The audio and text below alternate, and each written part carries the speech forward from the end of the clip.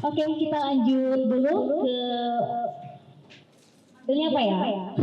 Ade. Bang Ferdian, Bang Firdian deh. Bang Firdian ini bagian dari generasi yang lahir setelah Soeharto jatuh, betul ya? Kelahiran berapa kalau boleh tahu? 2000. Jadi masih sedikit di atas kalian, jadi mungkin masih sangat relate gitu ya. Nah, tapi menariknya Bang Firdian ini justru aktif bicara soal sejarah, HAM dan demokrasi. Nah, pertanyaannya nih, Bang, kenapa anak muda sekarang harus peduli pada masa lalu yang mereka sendiri sebenarnya tidak alami?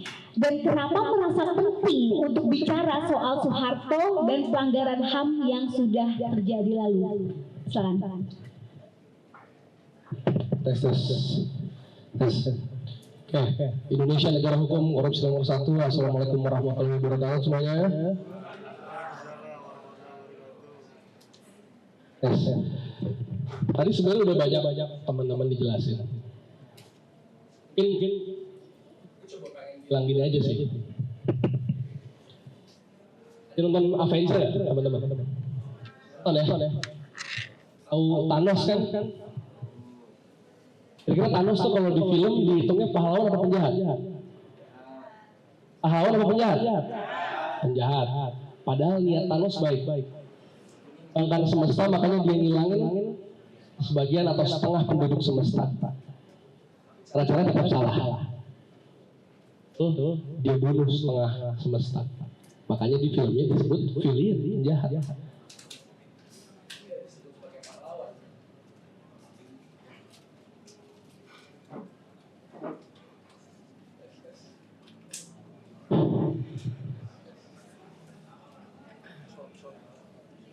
Iknya nggak nyala.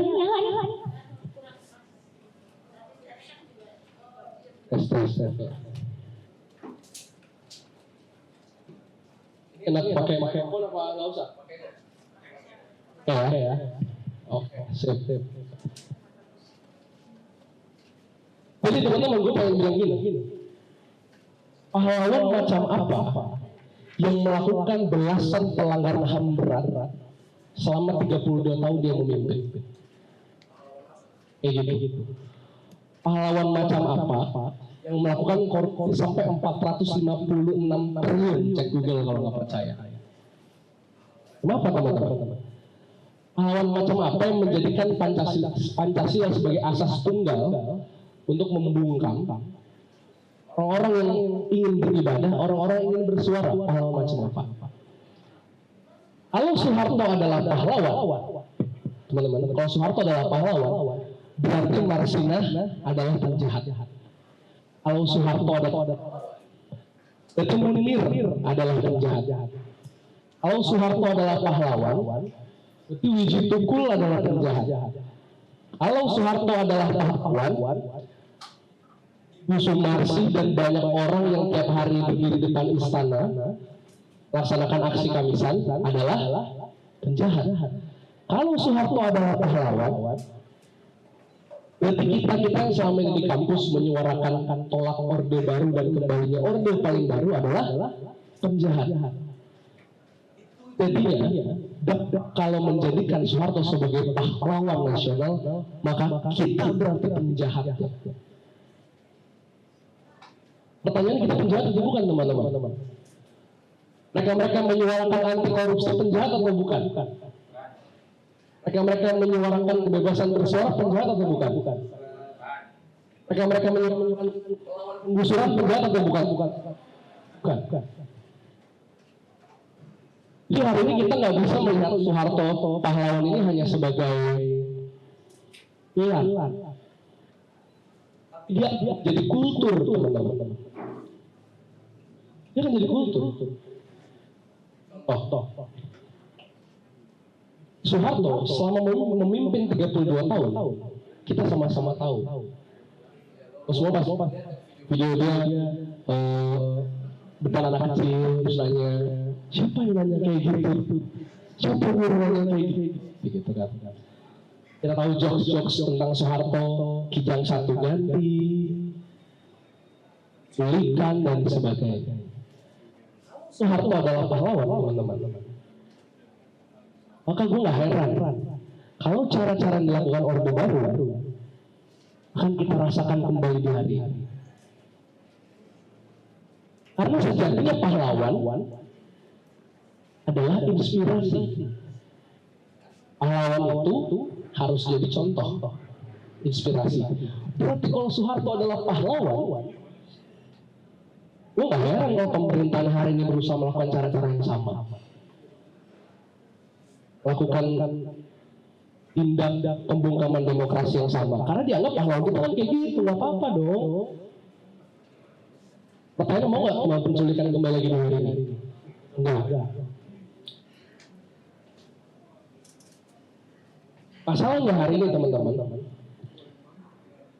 kita ini generasi muda, kita pemegang saham 65% Republik ini sama generasi milenial. Cukup panas. Sini ada yang pakai Spotify nggak? Ya Spotify. Pakai. Kalau lo perjalanan sekarang, mobil, isinya lu, bokap lu, nyokap lu sama kakek lu deh. Perjalanan ke Bogor atau ke Bandung naik mobil. Kira-kira saat di mobil pengen dengernya di musik playlistnya bokap kalian atau playlistnya kalian? Playlist kita apa playlistnya mereka? Mau denger lagunya kita apa mereka teman-teman? Kita. Mau denger lagu apa lagu kakek kita? Kita. Bahkan sama teman-teman aja kalau lagi nongkrong, tuki dong, gantian dong. Saat musik aja kalian pertahanin segitunya kan? Musik aja kalian pertahanin segitu. Mau diajak orang tua yang mengerti kita. Kenapa kalian biarkan kebijakan publik yang lebih krusial dan fundamental diatur oleh orang-orang tua yang nggak peduli sama generasi kita? Itu Soeharto sebagai pahlawan itu sama dengan kalau pakai analogi mobil tadi, kita perjalanan pakai musik kesukaan kita. Yang memang punya keyakinan bahwa apa cara dilakukan Soeharto nggak boleh kembali lagi, teman-teman. Pertanyaannya.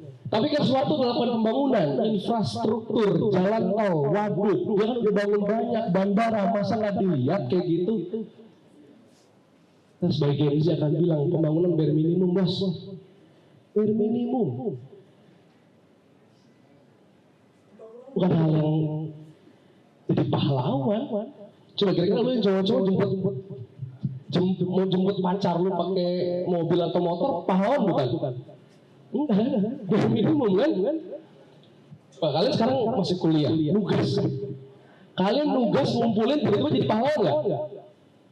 UTS dikumpulin jadi pahlawan nggak? Tugasnya. Negara juga punya tugas pembangunan, memang itu tugasnya. Oh, ada tukang paket atau GoFood nganterin makanan kalian, pulang-pulang jadi pahlawan apa enggak? Memang itu tugasnya. Jadi kalau Soeharto kemudian membangun banyak hal, memang itu tugasnya. Tugas berikutnya, apakah dia kemudian menaati hak asasi, prinsip-prinsip hak asasi manusia yang harusnya dilakukan oleh seorang pemimpin negara? Jawabannya kan enggak. Apa yang Ibu alami, tadi kita udah dengar teman-teman ceritanya, itu atau apa yang Bang Ansi alami, itu luar biasa. Teman-teman, pedih banget. Kita coba, kalian di sini perempuan banyak. Bisa bayangin kalau kita ada di posisi ibu yang harus kemudian dilecehkan berulang-ulang, direndahkan martabatnya berulang-ulang. Dan bayangkan kalau Soeharto pahlawan sepaket dengan lo kata Fadlison, pesan masa 98 tidak pernah ada katanya.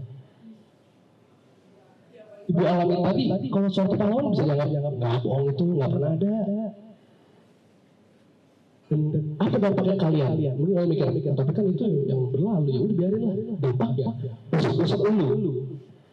Jadi korban perkosaan negara ini, korban penggusuran negara ini, korban pembungkaman negara ini, ya lu pun bisa dianggap nggak pernah ada. Dengan mudah negara mencentikkan jari bilang nggak pernah ada kok itu. Ini menolak Soeharto sebagai pahlawan itu punya relevansi terhadap kehidupan kita di masa depan, teman-teman. Ini nggak serta-merta tentang masa lalu. Ya, kita membela korban-korban pelanggaran HAM.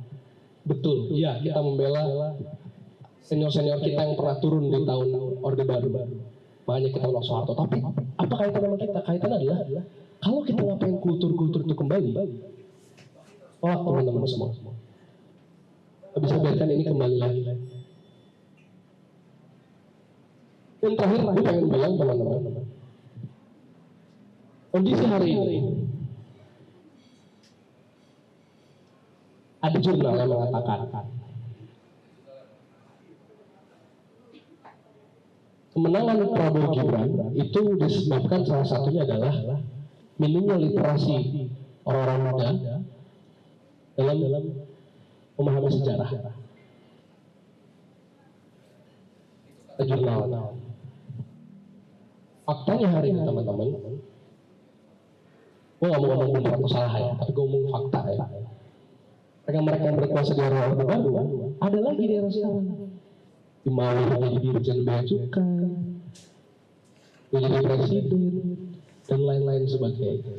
Jadi gue pengen bilang bahwa benar yang Bang Amsi bilang, memang hari ini tidak separah dulu, tapi kalau dibiarkan terus-menerus mereka ngedikte kita, salah satunya dengan bilang bahwa Soeharto pahlawan ya adik-adik, heran kalau dikit demi dikit cepat Orde Baru akan kembali.